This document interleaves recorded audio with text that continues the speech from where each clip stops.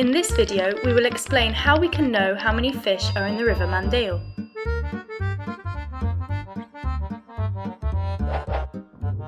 The fish comes up from the sea to the river, travelling upstream to the place of Chilo. Here, there is an artificial dam, which is a barrier the fish have to overcome. In order to help them, a ladder was built on the riverbank. The ladder is a channel that allows them to pass this obstacle without too much effort. The ladder is located here because the fish always look for turbulence upriver. The entry to the ladder is here because it has its own turbulence to guide our friend. The caracin, lamprey, trout and salmon use this ladder, but the eel is the only one that is able to overcome the dam directly. The fish passes from container to container and gradually rises.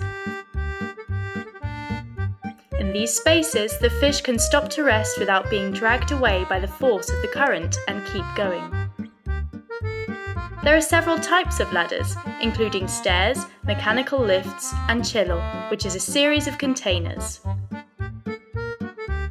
Breeding areas are in calm and clean waters upstream.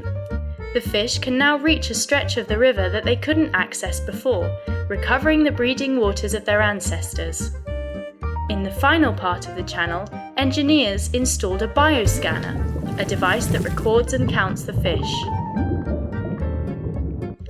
It's able to measure the size of the fish, their speed, take pictures and record videos like this one, register the time of passage and water temperature, as well as analysing whether the fish is going up or down the river.